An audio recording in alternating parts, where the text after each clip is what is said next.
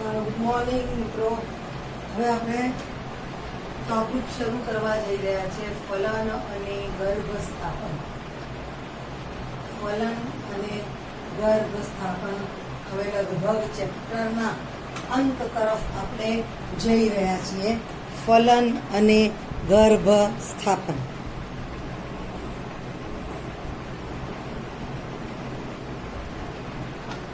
ચલો આપણે આગળનો જે ટોપિક પૂરો કર્યો ત્યાંથી આગળ કન્ટિન્યુ કરીએ. ફલન, આપણે એક વસ્તુ યાદ રાખવાની કે મનુષ્ય એ અંતઃફલન દર્શાવતો અપત્ય પ્રસવી પ્રાણી છે. મનુષ્ય જે છે અંતઃફલન દર્શાવે છે અને અંતઃફલન દર્શાવતું અપત્ય પ્રસવી. મિત્રો, અંતઃફલન જે કોઈ પણ પ્રાણીઓમાં, જે કોઈ સજીવોમાં અંતઃફલન થાય એની અંદર હંમેશા આ અંતઃફલનની ક્રિયા માદા પ્રાણીના શરીરમાં જ થાય. અને અંતઃફલન થાય એવા પ્રાણીઓ બે પ્રકારના હોય, અપત્ય પ્રસવી અને અંડપ્રસવી. ફલન થયા પછી ફલિતાંડ માદા પ્રાણીના શરીરની બહાર આવે તો અંડપ્રસવી, અને આખું ગર્ભ જે છે એનો વિકાસ માદા પ્રાણીના શરીરમાં થાય અને જીવતા બચ્ચાને જન્મ આપે તો અપત્ય પ્રસવી. ટૂંકમાં મનુષ્યની અંદર ફલનની ક્રિયા માદા પ્રાણીના શરીરની અંદર થાય છે.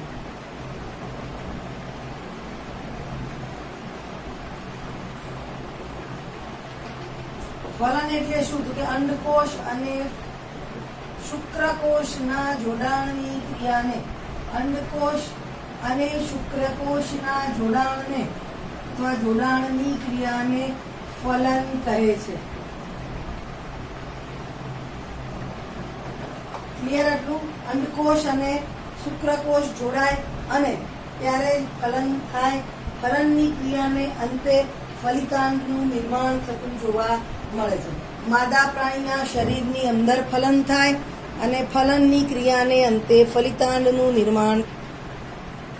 ચલો, હવે નર પ્રાણી એ પોતાના શિશ્ન દ્વારા માદાના યોનિમાર્ગની અંદર શુક્રકોષોને ઠાલવે છે.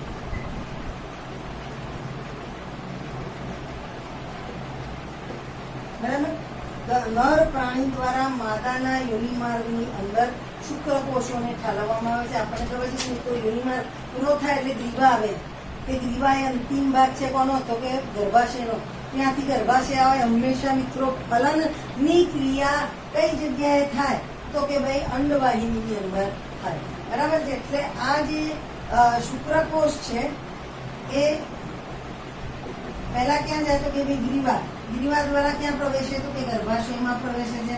અને ગર્ભાશયમાંથી ચુંબકીય ઇથમસ જોડાણ સ્થાને પહોંચે છે.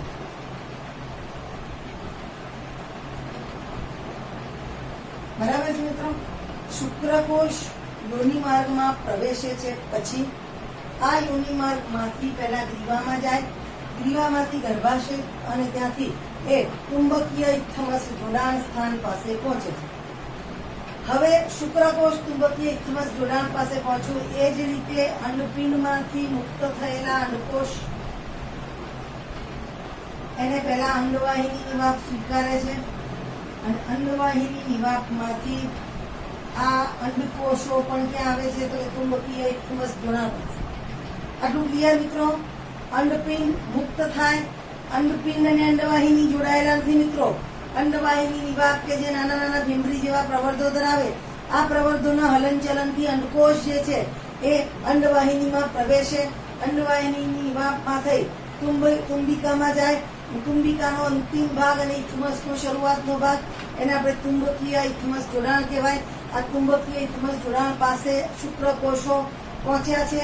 અંડકોષો પણ એક જ સમયે મિત્રો બરાબર યાદ રાખજો, એક જ સમયે જો અંડકોષ અને શુક્રકોષ બંને ચુંબકીય ઇથમસ જોડાણ સ્થાને પહોંચે તો જ ફલન થાય છે.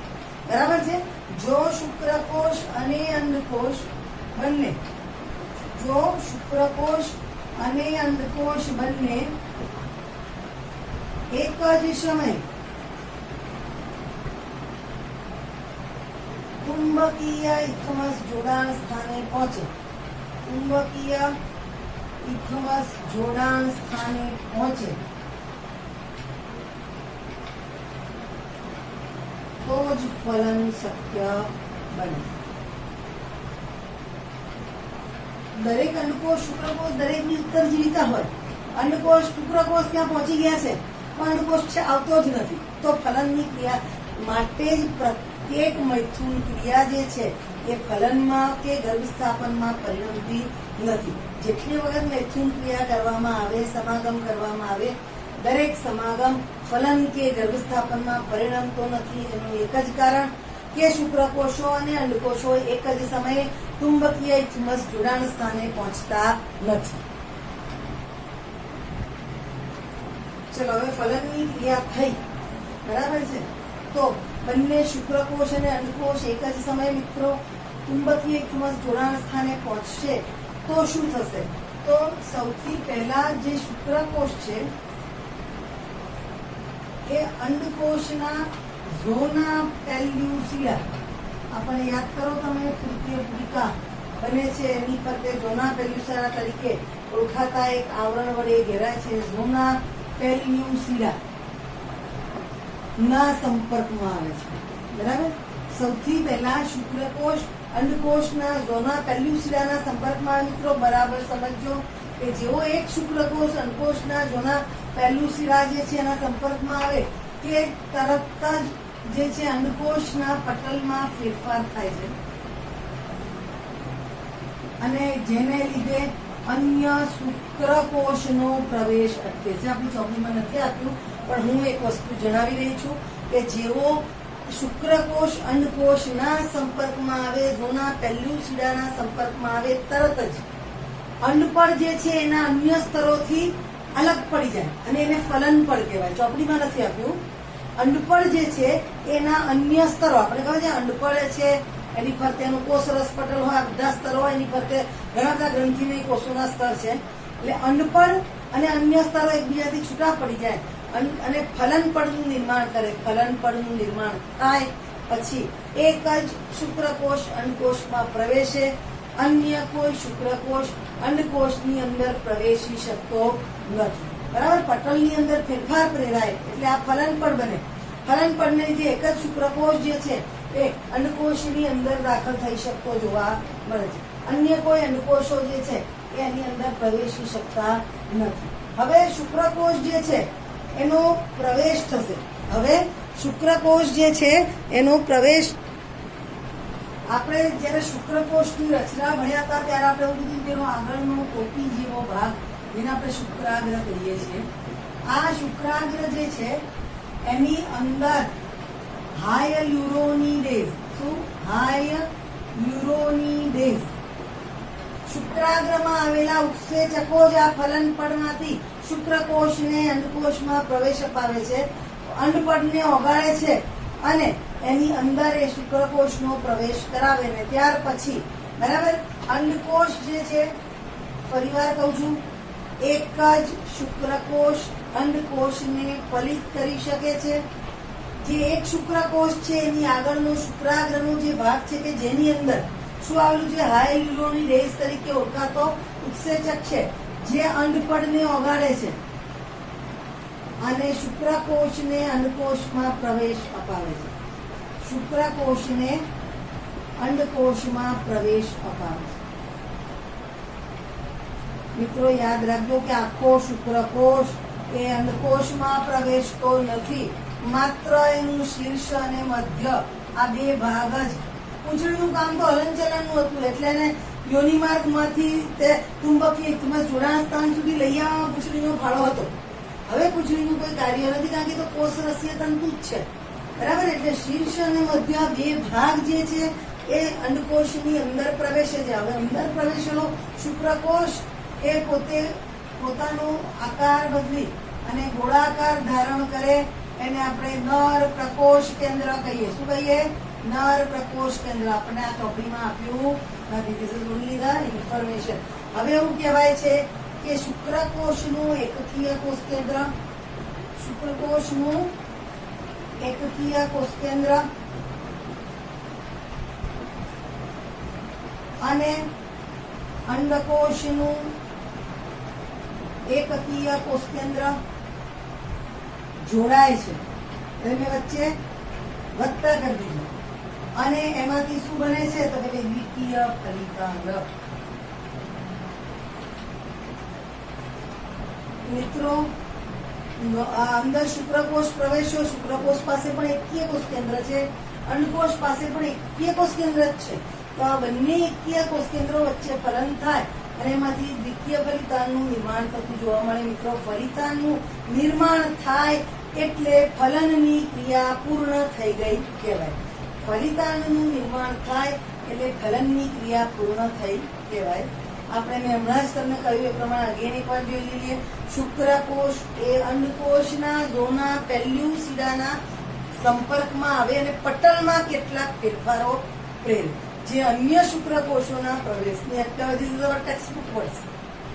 હું તમને એવું કહું કે અંડકોષના સંપર્કમાં શુક્રકોષ આવે એટલે અંડપળ એના અન્ય પળોથી છૂટું પડી જાય છે, અન્ય સ્તરોથી છૂટું પડી જાય, ફલન પણ બનાવે, જે અન્ય શુક્રકોષોના પ્રવેશને અટકાવવાનું કામ કરે.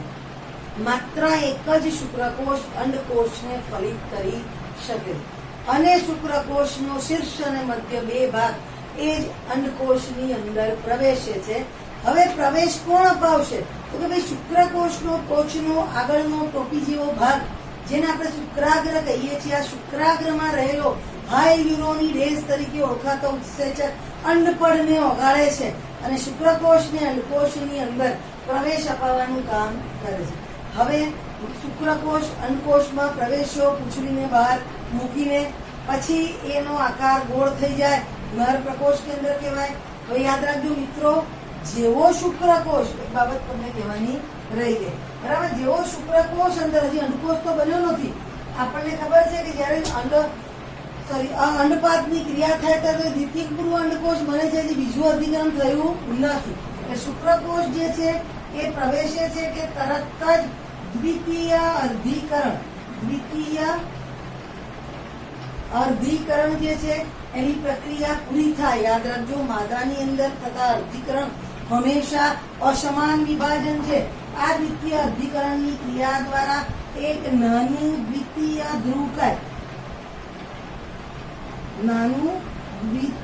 ધ્રુવકાય અને બીજો એક પરિપક્વ અંડકોષ. આ એકકીય જ છે, કારણ કે દ્વિતીય પૂર્વ અંડકોષ પણ એકકીય હતો. દ્વિતીય અર્ધીકરણ ક્યારે પૂરું થાય? જ્યારે અંડકોષની અંદર શુક્રકોષ પ્રવેશે છે પછી. જ્યારે અંડકોષની અંદર શુક્રકોષ પ્રવેશે કે તરત જ અર્ધીકરણ 2 પૂરું થાય, અને આ અર્ધીકરણ 2 પૂરું થાય એટલે એમાંથી એક અંડકોષ બને પરિપક્વ, બીજું નાનું જે છે દ્વિતીય ધ્રુવકાય બને. અને હવે આ બંને વચ્ચે શું થશે? જોડાણ થશે. અંડકોષ અને શુક્રકોષ વડે જોડાણ થશે, ફલિતાંડનું નિર્માણ થશે, અને આ ફલિતાંડ જે છે એના નિર્માણ સાથે ફલનની ક્રિયા પૂર્ણ થશે. મિત્રો, એટલે આ વસ્તુ યાદ રાખવાની કે શુક્રકોષ પ્રવેશે પછી અંડકોષમાં દ્વિતીય અર્ધીકરણ પૂરું થાય, અને દ્વિતીય અર્ધીકરણ પૂરું થાય એટલે દ્વિતીય પૂર્વ અંડકોષમાંથી 2 સમાન કદના કોષો બને, એક નાનું એ ધ્રુવકાય, દ્વિતીય ધ્રુવકાય, અને બીજો છે પરિપક્વ અંડકોષ. પરિપક્વ અંડકોષ બનશે એટલે શુક્રકોષ સાથે જોડાશે અને ફલનની ક્રિયા દ્વારા, બંનેના જોડાણ દ્વારા ફલિતાંડનું નિર્માણ થશે અને ફલનની ક્રિયા પૂર્ણ થશે. ફલનની ક્રિયા થાય તે સમયે જ બાળકની જાતિ નક્કી થાય છે. ફલન જે છે થાય તે સમયે જ બાળકની જાતિ નક્કી થાય છે. યાદ રાખજો કે મોટે ભાગે આપણા મનુષ્યની અંદર, માદાની અંદર 2 XX રંગસૂત્રો છે અને નરની અંદર X અને Y રંગસૂત્રો છે. મિત્રો, માદામાં 2 XX રંગસૂત્રો છે, નરમાં 2 એક X અને એક Y. માદાની અંદર ઉત્પન્ન થતા બધા જ અંડકોષો X રંગસૂત્ર ધરાવતા જોવા મળે છે. માદાની અંદર દૈહિક રંગસૂત્રો તો નર અને માદા બંનેમાં સરખા જ છે, 22 જોડ. ફેરફાર શું છે તો કે લિંગી રંગસૂત્રો. માદાના લિંગી રંગસૂત્રો XX છે 23મી જોડમાં, નરની અંદર XY છે. નરની અંદર 50% શુક્રકોષો X રંગસૂત્ર વાળા અને 50% શુક્રકોષો Y રંગસૂત્ર ધરાવતા જોવા મળે. એટલે ફલનની ક્રિયા જ્યારે થાય ત્યારે હંમેશા અંડકોષ તો એક્સ રંગસૂત્ર વાળો જ હોય છે, બરાબર. ફલનની ક્રિયા જ્યારે પણ થાય ત્યારે અંડકોષ તો એક્સ રંગસૂત્ર વાળો જ હોય છે, બરાબર. તો ફલનની ક્રિયા થાય અને જો એક્સ રંગસૂત્ર વાળો શુક્રકોષ ફલિત કરે તો ફલિતાંડની અંદર જનીન ટૂંકમાં રંગસૂત્રો XX આવે અને વિકાસ પામતી જાતિ માદા બને.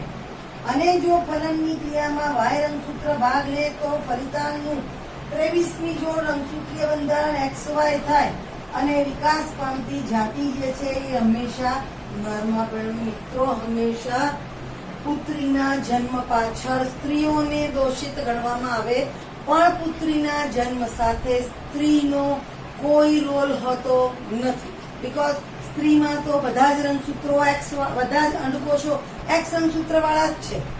જો કોઈ સ્ત્રી નો જન્મ થાય, નરનો જન્મ થાય કે માદાનો જન્મ થાય, એનો આધાર હંમેશા શુક્રકોષોના પ્રકાર પર રહેલો છે. જો એક્સ રંગસૂત્ર ધરાવતો શુક્રકોષ ફલનની ક્રિયામાં ભાગ લે તો વિકાસ પામતી જાતિ માદા બને, અને જો વાય રંગસૂત્ર ધરાવતો શુક્રકોષ ફલનમાં ભાગ લે તો વિકાસ પામતી જાતિ જે છે એ નરમાં પરિણમે છે. એટલે નર બનશે કે માદા એનો આધાર પુરુષના શુક્રકોષ પર છે. અંડકોષનું ફલન કયા પ્રકારના શુક્રકોષ દ્વારા થાય એને આધારે જાતિ નક્કી થાય. એટલે કે જ્યારે ફલનની ક્રિયા થાય ત્યારે કયો રંગસૂત્ર ધરાવતો શુક્રકોષ જોડાયો છે એને આધારે તે જ સમયે જાતિ નક્કી થઈ જતી જોવા મળે. છતાં આપણો સમાજ દીકરીના જન્મ પાછળ સ્ત્રીઓને દોષિત ગણતી જોવા મળે છે, જે અજ્ઞાનનું પ્રદર્શન કહેવાય.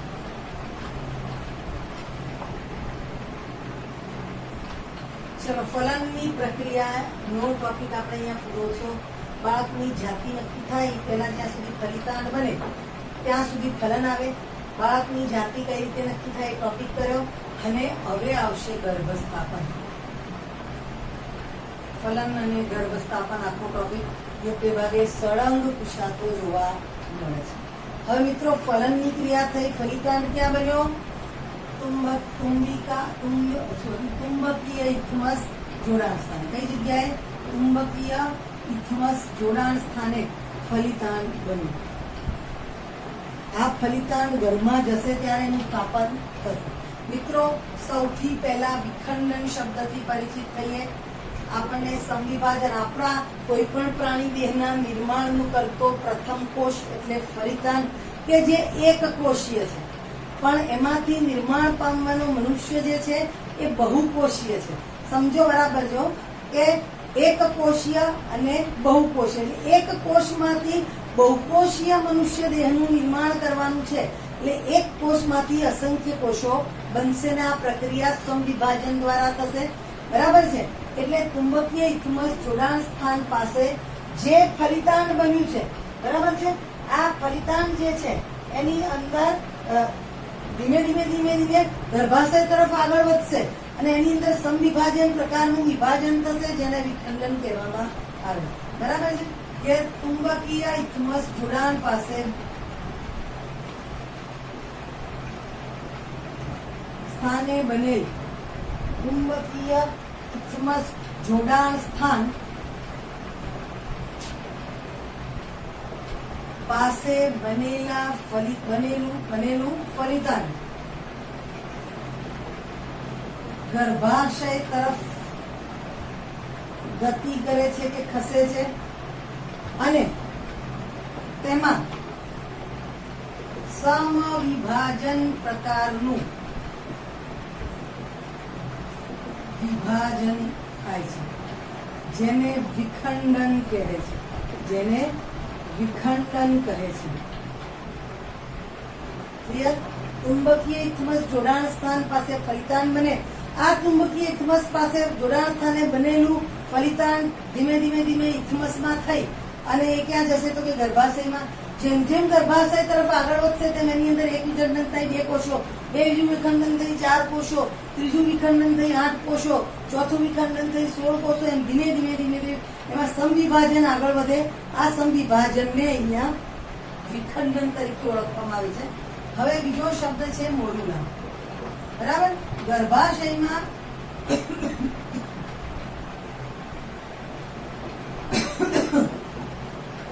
ફલિતાંડમાં વિખંડન થવાથી તે નાના નાના કોષો કોષોમાં વિભાજિત થાય છે, જેને ગર્ભકોષ્ઠી કોષો કહેવાય છે. નાના નાના કે તો 2, 4, 6, 8, 16 તે 2, 4, 6, 8, 16 કોષોમાં વિભાજિત થાય છે. ફલિતાંડમાં વિખંડન થાય અને આ ફલિતાંડ 2, 4, 8, 16 છતો બનતા જ બધું 2, 4, 8, 16 કોષોમાં વિભાજિત થાય, જેને ગર્ભકોષ્ઠી કોષો કહેવાય. શું કહેવાય? ગર્ભકોષ્ઠી કોષો. અને 8 થી 16 કોષીય અવસ્થાને મોરુલા કહેવાય. 8 થી 16 કોષીય અવસ્થાને મોરુલા કહેવાય. ક્લિયર? ફલિતાંડ જે છે એની અંદર વિખંડન થયા, વિખંડન વિભાજન થશે એટલે કોષો બનશે નાના 1, 2, 4, 6, 8 છે, બરાબર. એક વાર વિભાજન થાય એટલે 2, બીજી વાર થાય એટલે 4, ત્રીજી વાર થાય એટલે 8. એમ સતત વિભાજન આગળ વધે અને નાના નાના કોષો બને. આ કોષોને ગર્ભકોષ્ઠી કોષો કહેવાય. 8 થી 16 ગર્ભકોષ્ઠી કોષો ધરાવતી જે ફલિતાંડની અવસ્થા છે એને મોરુલાના નામે ઓળખવામાં આવે. એને મોરુલા થાય. હવે મોરુલા ગર્ભકોષ કોથળીમાં વિભાજિત થાય, રૂપાંતરિત થાય. મોરુલા હવે આગળ વધે છે કઈ તરફ? ગર્ભાશય તરફ જ વધે છે. જેમ જેમ મોરુલા ગર્ભાશય તરફ ગતિ કરે છે તેમ તેમ એની અંદર વિખંડનની ક્રિયા સતત ચાલુ હોય અને મોરુલા ગર્ભકોષ કોથળીમાં ફેરવાય છે, બરાબર. મોરુલા જે છે એ ગર્ભાશય તરફ આગળ વધે છે. એની અંદર વિખંડનની ક્રિયા આગળ ચાલુ હોય છે, વિખંડનની ક્રિયા ચાલુ હોય છે, બરાબર. અને આ મોરુલા જે છે તેમાં ફેરવાય છે તો કે ગર્ભકોષ કોથળીમાં. આપણે ગર્ભસ્થાપન ભણી રહ્યા છીએ. ગર્ભસ્થાપનની અંદર સૌથી પહેલા તો કે ભાઈ ચુંબકીય ઇથમસ જોડાણ સ્થાન એક ફલિતાંડ છે. આ ફલિતાંડ જે છે એની અંદર ધીમે ધીમે ચુંબકીય ઇથમસ જોડાણથી ગર્ભાશયની અંદર ફલિતાંડ જશે ને જેમ જેમ ગર્ભાશય તરફ ગતિ કરે તેમ તેની અંદર સમવિભાજન પ્રકારનું વિભાજન થાય. આ વિભાજનને આપણે વિખંડન કહીએ છીએ, બરાબર. આ ફલિતાંડમાં થતા સમવિભાજનને વિખંડન તરીકે ઓળખવામાં આવે છે. હવે જોઈશું આપણે કે મોરુલા કોને કહેવાય. ફલિતાંડની અંદર વિખંડનની ક્રિયા થાય એટલે પેલા 2 કોષો બને, પછી 4 બને, પછી 8 બને, પછી 16 કોષો. એમ નાના નાના કોષોમાં આ ફલિતાંડ વિભાજિત થાય. પ્રત્યેક કોષોને ગર્ભકોષ્ઠી કોષોના નામે ઓળખીએ. કોષોને આપણે ગર્ભકોષ્ઠી કોષો, 8 થી 16 કોષો ધરાવતું જે ફલિતાંડ છે એને મોરુલા કહેવામાં આવે છે. હવે મોરુલા જે છે એ ધીમે ધીમે હજુ પણ ગર્ભાશય તરફ આગળ વધે છે અને એમાં વિખંડનની ક્રિયા સતત ચાલુ રહેતી જોવા મળે છે. અને વિખંડનની ક્રિયા ચાલુ રહે છે એમાંથી ગર્ભકોષ કોથળી બને. મિત્રો, ગર્ભકોષ કોથળીની અંદર જે બહારનું સ્તર છે, બરાબર છે, એને કહેવાય છે પોષક સ્તરનું કોષો, પોષક કોષો, પોષક સ્તર અથવા પોષક કોષો. અને એના અંદરના જે ભાગ જે છે, અંદરના કોષો જે છે એને અંતઃકોષ સમૂહ કહેવાય છે. અંતઃકોષ સમૂહ. ગર્ભકોષ કોથળીમાં 2 ભાગ જોવા મળે. બહારનું સ્તર એને કહેવાય પોષક કોષો, અંદરનું સ્તર એને કહેવાય અંતઃકોષ સમૂહ. હવે ગર્ભકોષ કોથળી બને ને એટલે ગર્ભાશયમાં પહોંચી જાય. ગર્ભકોષ કોથળીનું નિર્માણ થતા 1 અઠવાડિયા જેટલો સમય લાગે. મિત્રો, ગર્ભકોષ કોથળીનું નિર્માણ થતા ફલનની ક્રિયા થયા બાદ 1 અઠવાડિયા જેટલો સમય થાય ત્યાં ગર્ભકોષ કોથળી ગર્ભાશયની અંદર પહોંચી જાય. અને ગર્ભાશયની અંદર પહોંચ્યા પછી આ પોષક સ્તરના કોષો આપણે એન્ડોમેટ્રિયમ ગર્ભાશયના અંતઃસ્તર સાથે જોડાય.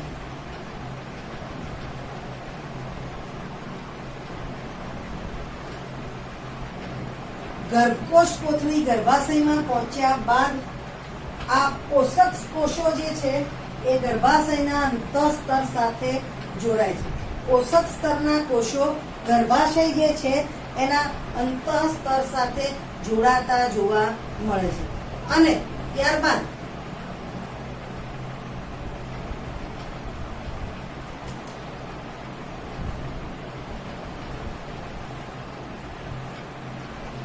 અંતઃકોષ સમૂહ, આપણે બે ભાગ જોયા ને, અંદરનો જે અંતઃકોષ સમૂહ છે એ ભ્રૂણ કે ગર્ભ તરીકે વિકાસ પામે છે.